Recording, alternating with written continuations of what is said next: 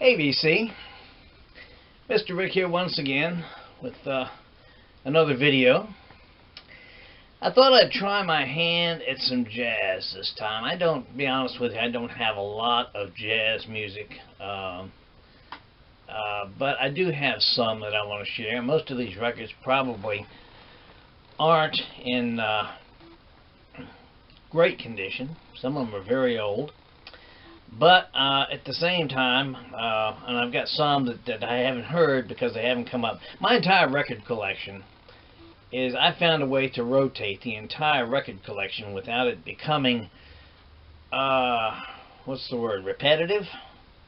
It takes me almost a full year to listen to every one of the records that I've got up. So they all go in rotation for one another. Some I haven't had the chance to hear yet. But anyway, here's my attempt at some jazz. We'll start with this one from 1988. You've heard of the Steve Miller Band. Most of us have. Very good. But 1988, Steve broke out on his own, and he put out this album called Born to Be Blue, which is a very good album. I've heard this several times, and I like it. It's got a lot of... Born to Be Blue was the hit off of it, and it had Zippity Doo Dah, Marianne, Just a Little Bill, Red Top, and several others. And it's very good. He helped produce this along with Ben Siran, and from 1988. It's a good album. Born to Be Blue, Steve Miller. I'm an Al Hirt fan. I like Al's music. I think his music is delicious. He was a great horn player, and I like the way that his records were produced and the way they sound with a big band there. And he was popular for a lot of years, from the 50s on through the 60s, before his stuff started winding off. But this is an album called They're Playing Our Song. I've got a lot of his records that I find in the discard pile. And he does a lot of the old pop standards. That's what he was really famous for. I Had the Craziest Dream, Paper Doll, You'll Never Know. It's been a long, long time, and several others. And this is a good album here. Al Hirt, They're Playing Our Song. Of course, many of you have heard of Duke Ellington. Many of you probably have this album in your collection, The Best of Duke Ellington. Not a bad album. It's got Black and Tan Fantasy on it.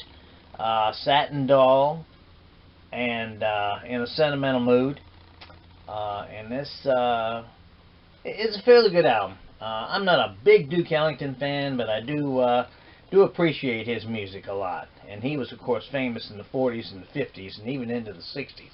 The Best of Duke Ellington. I showed this one last video, but I'll show it again. Ella Fitzgerald. This is Sweet and Hot from 1956. This is a compilation of a lot of her records that were produced over the years and was released on the LP. Thanks for the Memories, It Might As Well Be Spring, You'll Never Know, I Can't Get Started, and several others. Ella Fitzgerald, Sweet and Hot, and several good songs there. She was a good singer. We enjoyed her. Here's Kenny G. This is Silhouette, which is another good album I enjoy. I enjoy his playing. He was really a nice, smooth jazz artist, and I love the way that his horn sounds. I guess a lot of people did, because his records really sold good.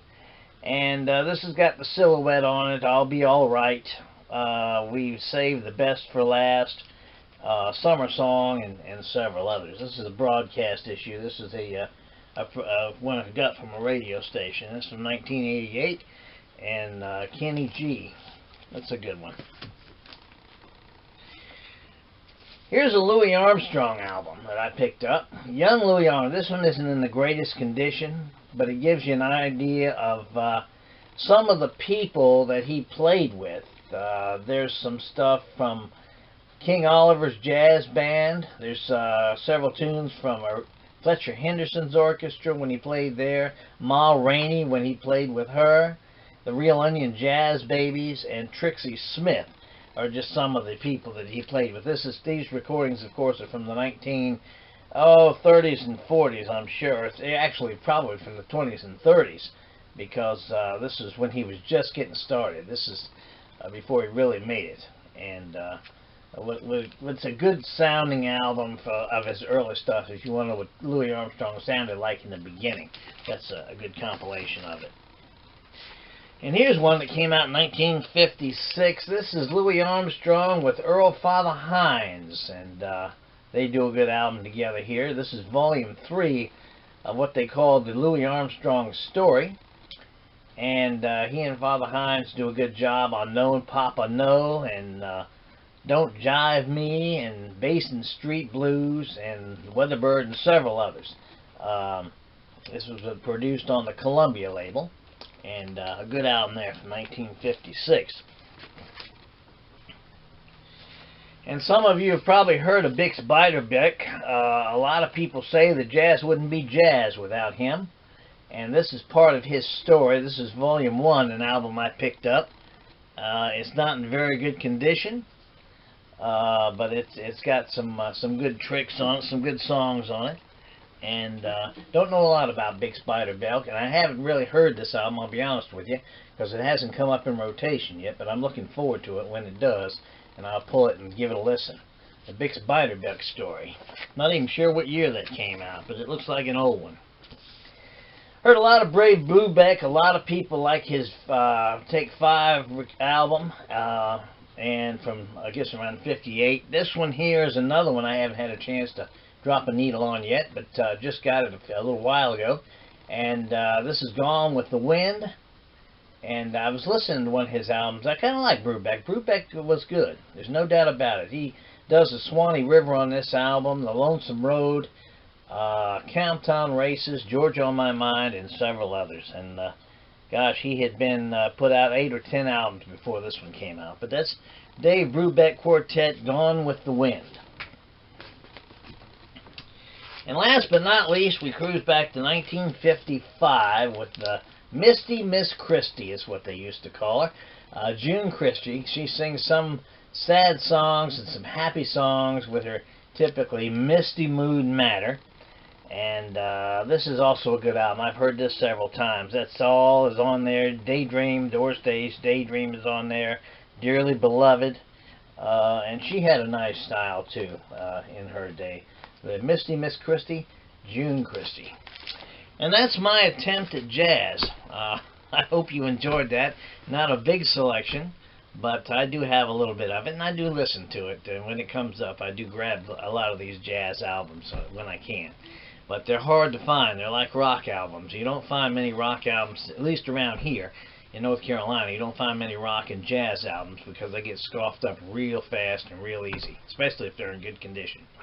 And that's all we've got for this week, and we'll be back again because it's time for us to get off satchel and go. And we'll be back before long, though. Hope you keep listening for us, if you will. And if you like this little channel here, drop us a little line down in the comments section. We'd appreciate it. Maybe there's something I can do for you. Maybe something you'd like to see. I'd be more than happy to present it to you. So until we meet you again, this is Mr. Rick saying that if the good Lord's willing and the creeks don't rise, we'll see you before long.